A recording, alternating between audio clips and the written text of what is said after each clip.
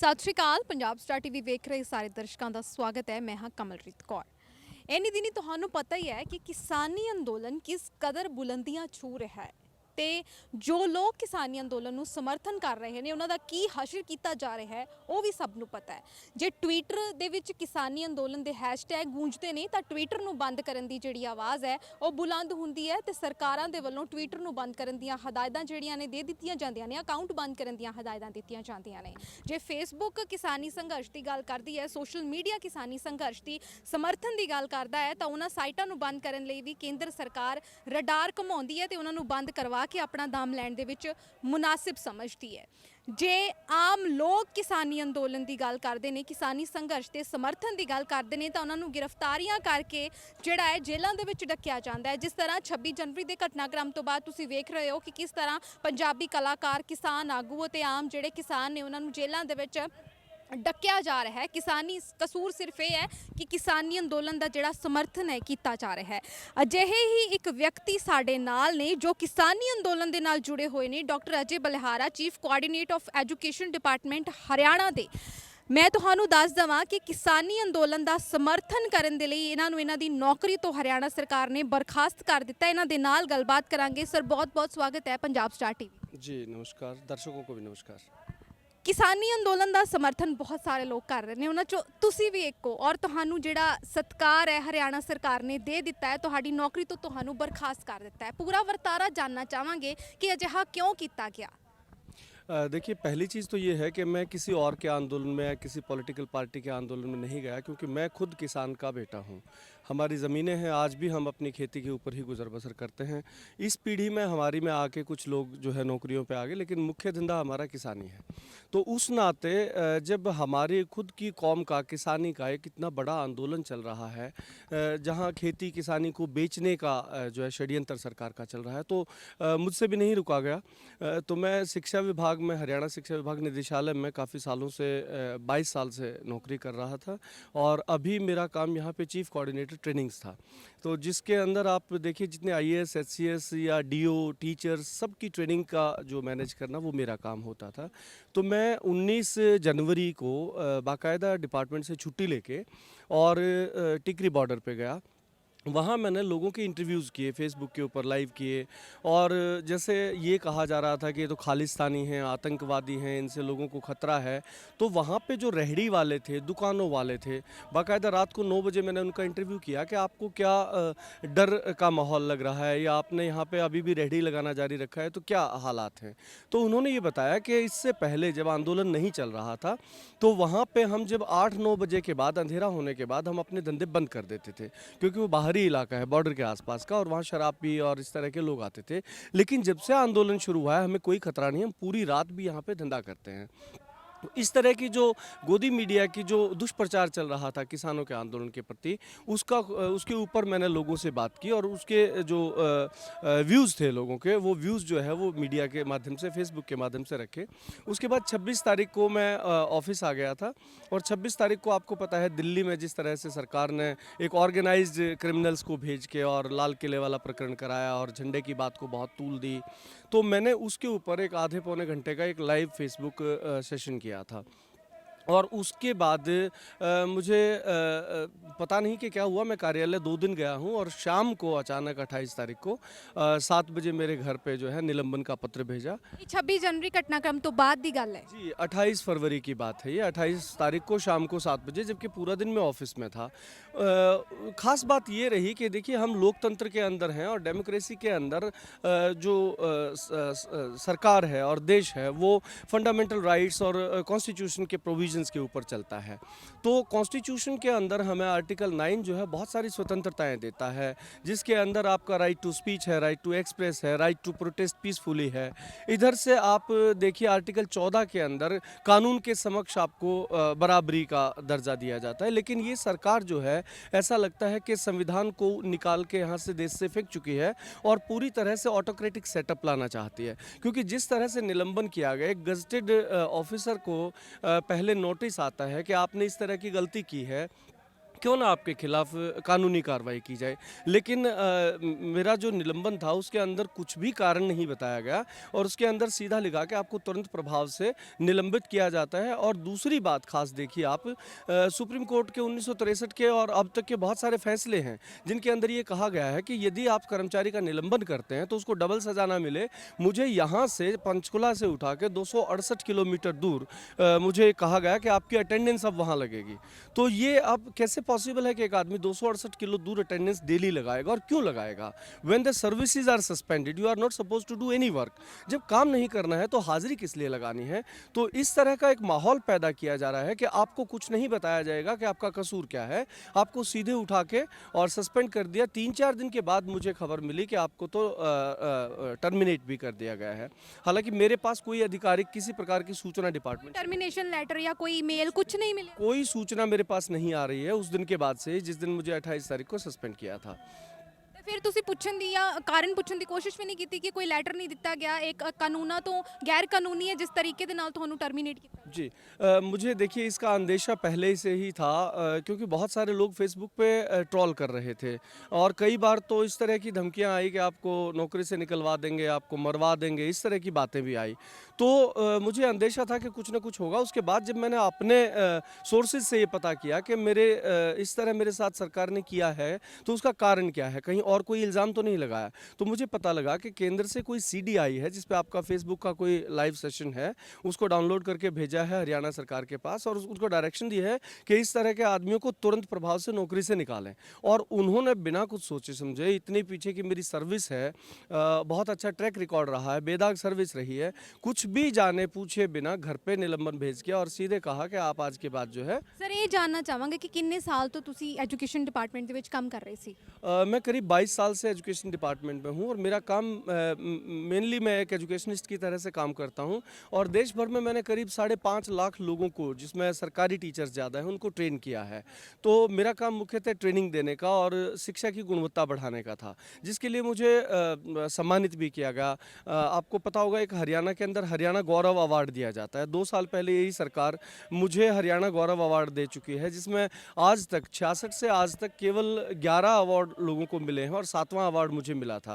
इसके अलावा Colombia university ने मेरे ऊपर एक 8 पेज का इंटरनेशनल जर्नल में मेरे काम के ऊपर वो। तो ये सारी चीज़ें देखते हुए एक आदमी का ट्रैक रिकॉर्ड होता है कि उससे, मान लीजिए मैं मानता हूँ कि मैंने कोई गलती की या कोई मिसकंडक्ट हुआ मेरे से, तो मुझे पूछना चाहिए था और वैसे भी मेरा राइट है ये कि मैं उसको जानूँ और मैं डिफेंड कर पाऊँ। लेकिन सीधे इस तरह से कार्रवाई करना, आप देखिए हरियाणा की सरकार का आप देखें तो पन्ना लाल का नाम आपने सुना होगा, जो डिप्टी CM के ड्राइवर थे, बिना कोई कारण बताए उनको टर्मिनेट किया गया। उससे पहले एक अजय ही नाम के टीचर थे जो कोरोना के अंदर मिड डे मील के डिस्ट्रीब्यूशन पे उन्होंने कोई बात कही फेसबुक पे, सीधे टर्मिनेट किया गया। मेरे बाद 2 टीचर्स को और अभी सस्पेंड किया है, राजेश दलाल और विनोद गुलिया।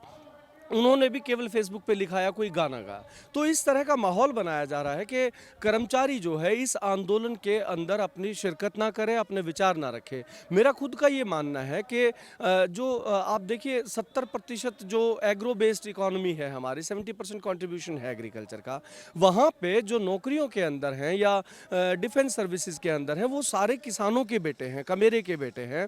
और ऐसे में सरकार को पता है कि कर्मचारी जो है, क्योंकि वैचारिक क्रांति ला सकता है। देखिए किसान ज़्यादा पढ़ा लिखा नहीं है और उसको इतनी फुर्सत नहीं है, तो हम जो किसानों के बेटे हैं, जो पढ़ लिख गए हैं, जो उनकी मेहनत के बूते पे हम यहाँ पहुँचे हैं, तो हमारा ये फ़र्ज़ बनता है कि हम इस तरह की जो लड़ाई है, जो अपने नस्लों और फसलों को बचाने की लड़ाई है, उसके अंदर कर्मचारी और पढ़ा लिखा जो वर्ग है उसको अपनी वैचारिक क्रांति से इसको और बल देना चाहिए। लेकिन सरकार उसको रोकने पे लगी है। ਤੁਹਾਨੂੰ ਨੌਕਰੀ ਤੋਂ ਬਰਖਾਸਤ ਕੀਤਾ ਜਾਂਦਾ ਹੈ, ਅਚਾਨਕ 28 ਜਨਵਰੀ ਨੂੰ ਤੁਹਾਡੇ ਤੱਕ ਲੈਟਰ ਪਹੁੰਚਦਾ ਹੈ ਕਿ ਤੁਹਾਨੂੰ ਕਾਰਨ ਨਹੀਂ ਦੱਸਿਆ ਜਾਂਦਾ, ਸਿਰਫ ਇਹ ਕਿਹਾ ਜਾਂਦਾ ਹੈ ਕਿ ਸਰਵਿਸਿਜ਼ ਤੋਂ ਨਿਲੰਬਿਤ ਕੀਤਾ ਜਾਂਦਾ ਹੈ ਔਰ ਉਸ ਤੋਂ ਬਾਅਦ ਅੱਜ ਵੀ ਤੁਸੀਂ ਕਿਸਾਨੀ ਅੰਦੋਲਨ ਦੀ ਹਮਾਇਤ ਦੇ ਵਿੱਚ ਡਟੇ ਹੋਏ ਹੋ, ਪਿੱਛੇ ਨਹੀਂ ਹਟੇ, ਜੋਸ਼ ਬਰਕਰਾਰ ਹੈ। ਕਦੇ ਇਹ ਨਹੀਂ ਦਿਮਾਗ 'ਚ ਆਇਆ ਕਿ ਇੰਨੀ ਪੁਰਾਣੀ ਨੌਕਰੀ ਸੀ, ਇੰਨੀ ਵਧੀਆ ਤਨਖਾਹ ਮਿਲਦੀ ਸੀ, ਸੈਲਰੀ ਮਿਲਦੀ ਸੀ, ਇੱਕ ਕਿਸਾਨ ਅੰਦੋਲਨ ਕਰਕੇ ਮੇਰੀ ਜੌਬ ਚਲੀ ਗਈ, ਕਿਉਂ ਨਾ ਮੈਂ ਪਿੱਛੇ ਮੁੜਾਂ, ਸਰਕਾਰ ਦੇ ਨਾਲ ਗੱਲਬਾਤ ਕਰਾਂ? देखिए, जिस तरह का माहौल चल रहा है, जिस तरह से जो पब्लिक सर्विस यूनिट हैं, पब्लिक सेक्टर की हैं, बीएसएनएल है, आपका बीएचईएल है, हवाई अड्डों को लीज़ पे दिया जा रहा है, यहाँ तक कि लाल किला जिसके ऊपर किसानों को बदनाम करने की साजिश खेली गई, वो भी डालमिया के पास पट्टे पे पड़ा है। तो इस तरह की अगर माहौल रहा तो बहुत ज़्यादा समय नहीं लगा के नौकरियाँ चली जाएंगी। तो अगर नौकरियाँ जानी हैं तो क्यों ना हम अपनी किसानी, अपनी कौम, अपनी ज़िंदगी, अपनी रोटी के लिए इस नौकरी को अभी छोड़ दें और अपने अधिकारों की रक्षा के लिए इसके अंदर जितनी आहुति दे पाएँ वो दें। तो मेरे अंदर ये सोच थी कि हमें जो है हर हालत में, यदि देश के अंदर कुछ गलत हो रहा है और ख़ासकर जो किसानी के साथ गलत हो रहा है, देखिए मैं एक चीज़ कहा करता हूँ, मान लीजिए टेक्नोलॉजी बहुत बढ़ जाएगी, आजकल युवा जो है 4G और 5G के चक्कर में लगा है। मैं बहुत बार पूछता हूँ कि टेक्नोलॉजी बढ़ जाएगी तो क्या रोटियाँ भी नेट से डाउनलोड हो जाया करेंगी? ये सोचने का विषय है। तो नौकरियाँ जो हैं वो और आप सरकारी आंकड़े देखें कि जो एग्रो बेस्ड बिजनेस हैं देश के अंदर 41.49% जो नौकरियां हैं देश के अंदर, वो नौकरियां भी केवल खेती और किसानी के आधार पे हैं। तो अगर इसी को बेच दिया जाएगा तो नौकरियां रहेंगी भी कहाँ? तो उससे डरने की ज़रूरत मुझे नहीं लगता कि है। ਕਿਸਾਨੀ ਅੰਦੋਲਨ ਦੇ ਵਿੱਚ ਖਾਸ ਤੌਰ ਤੇ ਹੁਣ ਗ੍ਰਿਫਤਾਰੀਆਂ ਦੀ ਜਿਹੜਾ ਦੌਰ ਹੈ ਨਾ ਲਗਾਤਾਰ ਚੱਲਿਆ ਹੋਇਆ। ਕੱਲ ਵੀ ਕੁਝ ਤਸਵੀਰਾਂ ਫੋਰੈਂਸਿਕ ਟੀਮ ਦਿੱਲੀ ਨੇ ਜਿਹੜੀਆਂ ਨੇ ਜਾਰੀ ਕੀਤੀਆਂ ਨੇ, ਜਿਸ ਦੇ ਵਿੱਚ ਕਿਸਾਨ ਆਗੂ ਰੋਲਦੂ ਸਿੰਘ ਮਾਨਸਾ ਦੀ ਤਸਵੀਰ ਹੈ, ਸਰਵਨ ਸਿੰਘ ਪੰਧੇਰ, ਸਤਨਾਮ ਸਿੰਘ ਪੰਨੂ ਜਿਹੜੇ ਕਿਸਾਨ ਆਗੂ ਨੇ ਉਹਨਾਂ ਦੀ ਤਸਵੀਰ ਹੈ। ਇਸ ਤੋਂ ਪਹਿਲਾਂ ਦਿਸ਼ਾ ਰਵੀ ਜਿਹੜੀ ਵਾਤਾਵਰਣ ਕਾਰਕੁਨ ਹੈ ਉਸ ਨੂੰ ਗ੍ਰਿਫਤਾਰ ਕੀਤਾ ਜਾਂਦਾ ਹੈ। ਗ੍ਰੇਟਾ ਥਨਬਰਗ ਜੋ ਵਿਦੇਸ਼ ਦੇ ਵਿੱਚ ਬੈਠੀ ਹੈ ਉਸ ਦੇ ਉੱਤੇ ਦਿੱਲੀ 'ਚ ਪਰਚਾ ਦਰਜ ਹੁੰਦਾ ਹੈ ਔਰ ਗ੍ਰਿਫਤਾਰੀਆਂ ਦੀ ਤਲਵਾਰ ਖਾਸ ਤੌਰ ਤੇ ਉਹਨਾਂ ਲੋਕਾਂ ਦੇ ਉੱਤੇ ਲਟਕ ਰਹੀ ਹੈ ਜਾਂ ਉਹਨਾਂ ਲੋਕਾਂ ਨੂੰ ਗ੍ਰਿਫਤਾਰ ਕੀਤਾ ਜਾਂਦਾ ਹੈ ਜੋ ਕਿਸਾਨੀ ਅੰਦੋਲਨ ਦਾ ਸਮਰਥਨ ਕਰ ਰਹੇ ਨੇ। ਇਹ ਪੂਰਾ ਘਟਨਾਕ੍ਰਮ ਹਰਿਆਣਾ ਸਰਕਾਰ ਵੀ ਇਸ ਦੇ ਵਿੱਚ ਬਰਾਬਰ ਦੀ ਹਿੱਸੇਦਾਰ, ਕਿਉਂਕਿ ਜਦੋਂ 26-27 ਜਨਵਰੀ ਨਵੰਬਰ ਨੂੰ ਕਿਸਾਨਾਂ ਨੇ ਦਿੱਲੀ ਜਾਣਾ ਸੀ ਤਾਂ ਰਸਤੇ ਦੇ ਵਿੱਚ ਹਰਿਆਣਾ ਸਰਕਾਰ ਨੇ ਜੋ ਕੁਝ ਕੀਤਾ ਸਭ ਜਾਣਦੇ ਨੇ। ਸਰਕਾਰ ਦੀਆਂ ਇਹਨਾਂ ਨੀਤੀਆਂ ਨੂੰ ਕਿਸ ਤਰ੍ਹਾਂ ਵੇਖ? देखिए, सरकार जो है फिलहाल पूंजीपति के हाथ में गिरवी रखी है। मुझे तो लगता नहीं कि भारत के अंदर कोई सरकार चल रही है, क्योंकि जिस तरह से हर चीज़ का निजीकरण किया जा रहा है। और बहुत खास बात बताऊं कि सरकारी स्कूलों को जिस तरह से बंद किया जा रहा है, सरकारी जितने भी उपक्रम हैं उनको जिस तरह से प्राइवेट पार्टनरशिप से किसी न किसी तरह प्राइवेट हाथों में दिया जा रहा है, तो उससे लगता नहीं कि देश के अंदर जो है कोई चुनी हुई लोकतांत्रिक सरकार है, बल्कि लगता ये है कि कुछ पूंजीपतियों को सरकार ने कुछ वायदे कर दिए हैं कि हम तुम्हारी जेबें भरेंगे, देश भले ही बिक जाए, देश का गरीब किसान भले ही भूखों मरने की नौबत आ जाए, लेकिन उनका घर भरेंगे। तो इस तरह से देखिए, एक जिस तरह से पिछले कुछ 6-7 साल से ये चल रहा है, आपको एक ट्रेंड दिखाई देगा कि लोकतंत्र से तानाशाही की तरफ जा रहा है देश। और तानाशाही भी वो जो पूंजीवाद के ऊपर आधारित है। तो कैपिटलिज्म जब आता है, जब ऑटोक्रेसी आती है, तो इसी तरह से लोगों को भूख और डर के साए में जीना पड़ता है। आप देखिए, पिछले दिनों युद्ध का उन्माद बनाया गया कि चाइना जो है उसके साथ लड़ाई होने वाली है, पाकिस्तान के साथ लड़ाई होने वाली है। तो इस तरह से अब जो रोटी छीनी जा रही है, तो ये दो चीज़ें आप मिलके बहुत सारे कंट्रीज़ में जहाँ पूंजीवाद चला है वहाँ पे देखिए कि सरकार जब रोटी को अपने नियंत्रण में करती है और दूसरी तरफ से नागरिकों को युद्ध का भय दिखाती है, बीमारियों का भय दिखाती है, तो देश अपने आप जो है, देश का नागरिक अपने डेमोक्रेटिक राइट्स को छोड़ने लगता है। और यही सरकार चाहती है कि हम अपने डेमोक्रेटिक राइट्स को छोड़ दें, ताकि सरकार के ऊपर ये इल्ज़ाम ना आए कि उन्होंने डेमोक्रेसी को ख़त्म किया है। ਖਾਸ ਤੌਰ ਤੇ ਮੈਂ ਇਹ ਜਾਣਨਾ ਚਾਹਾਂਗੀ ਕਿ ਤੁਸੀਂ 22 ਸਾਲ ਐਜੂਕੇਸ਼ਨ ਡਿਪਾਰਟਮੈਂਟ 'ਚ ਜੌਬ ਕੀਤੀ ਹੈ, ਤੁਹਾਡੇ ਨਾਲ ਬਹੁਤ ਸਾਰੇ ਕੋਲੀਗਸ ਹੋਣਗੇ।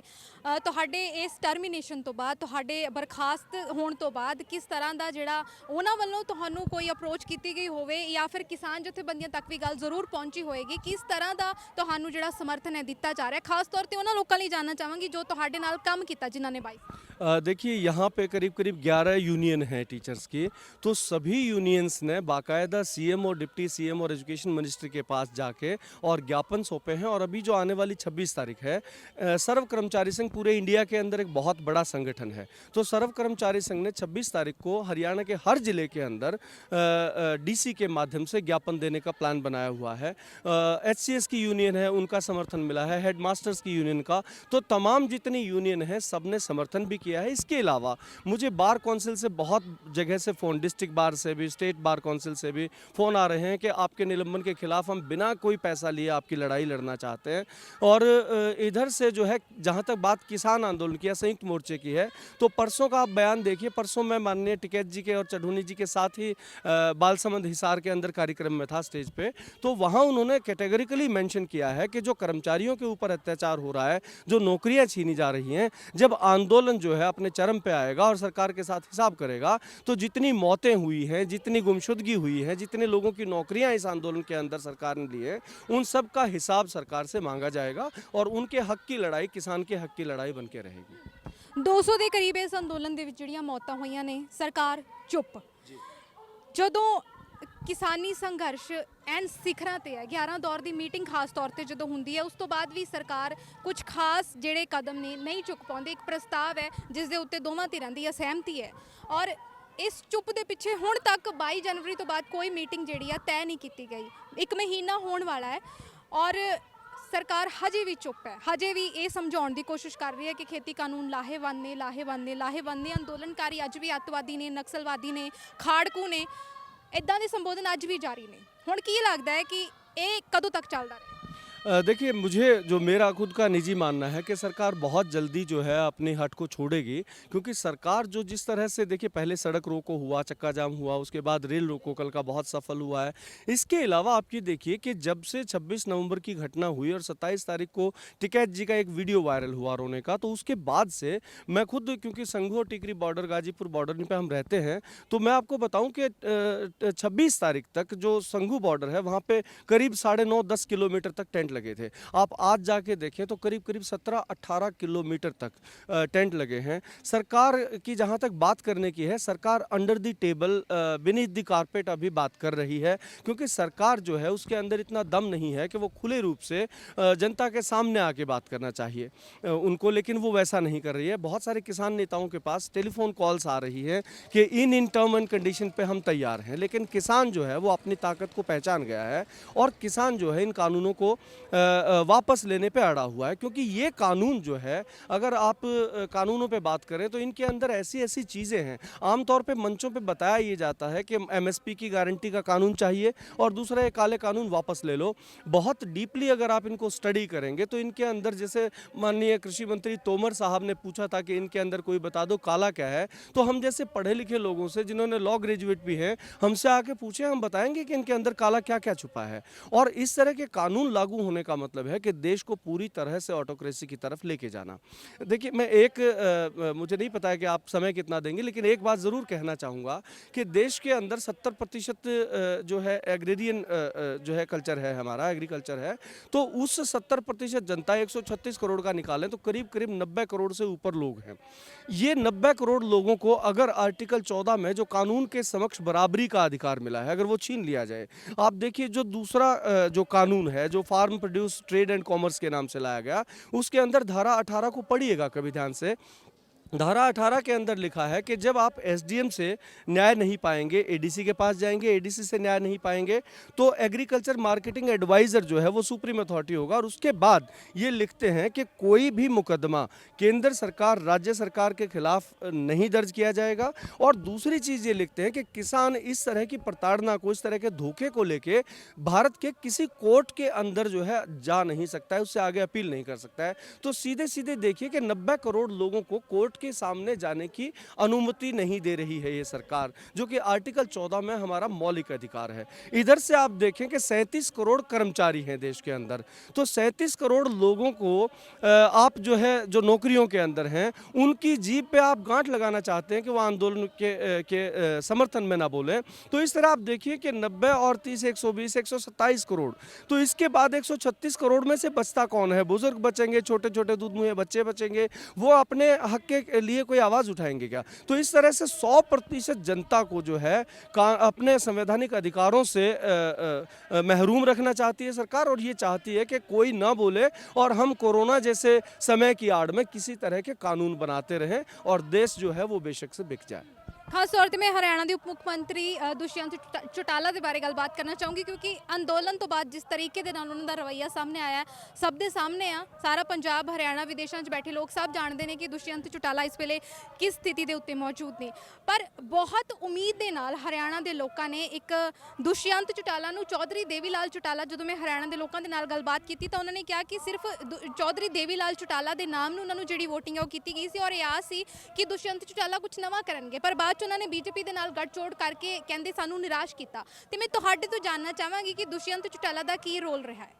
देखिए, दुष्यंत चौटाला जो है, आपने बिल्कुल ठीक कहा कि लोगों की बहुत उम्मीदें थी क्योंकि ये सरकार एक टर्म पहले पूरा कर चुकी थी और ऐसे में जब सरकारी उपक्रमों का बिकना शुरू हुआ तो एक उम्मीद से चौटाला परिवार से, चौधरी देवीलाल के परिवार से, जिसकी एक बहुत बड़ी लिगेसी है, जिन्होंने बहुत बड़े प्रधानमंत्री के पद को ठोकर मार के और किसानों के साथ बैठना जारी रखा, उस परिवार से एक युवा और पढ़ा लिखा लड़का दुष्यंत जो है वो जब चुनाव के अंदर कूदता है तो बहुत बड़ी उम्मीदें इसके साथ लगी थी कि ये हमारे हक की बात करेगा। तो अब जो है वो मुझे ऐसा लगता है कि बहुत दिन सत्ता से बाहर रहने के बाद जो है इन लोगों को जो है पैसे की भूख इस कदर पागल कर देती है कि उनको अपना जन समर्थन जो सरक रहा है वो भी दिखाई नहीं देता है। तो दूसरी तरफ जो है अगर आप देखें कि जिस तरह से इसके दुष्यंत के निजी व्यापारों की बात आती है, शराब के ठेकों में की इन्वॉल्वमेंट की बात आती है, तो मुझे लगता है कि दुष्यंत जो है वो अब पूरी तरह से अपना मानसिक संतुलन जो है वो खो बैठे हैं और उनको नहीं दिख रहा है कि आगे इसी हरियाणा के अंदर उनके परिवार को राजनीति करनी है। जिस तरह से अभय चौटाला जी ने, हालांकि मैं किसी पार्टी के समर्थन में या विपक्ष में नहीं हूँ, लेकिन जिस तरह से सही समय पे उन्होंने इस्तीफा देके और किसानों के बीच में जाके बैठना ठीक समझा, उसी तरह से चाहिए था कि दुष्यंत जो है वो किसानों के बीच आके बैठते और इस सरकार के साथ ये मांग करते कि हम सरकार का हिस्सा हैं और हम खुद कह रहे हैं कि इन कानूनों के अंदर काफ़ी खामियां हैं और इन कानूनों को निरस्त किया जाए, तो हो सकता है कि आगे के लिए इस पार्टी के लिए जनाधार बच जाता। लेकिन अब ये हालत आ गई है कि लोग इनको जो है गली के अंदर भी घर से बाहर निकलते भी देखना नहीं चाहते। मैंने खुद जेजेपी के कार्यकर्ताओं को ये सुना कि हमारे नेताजी ने, यानी दुष्यंत जी ने, ऐसा हाल कर दिया कि हम घरों से बाहर निकलने को तरस रहे हैं क्योंकि लोग हमें गालियां दे रहे हैं।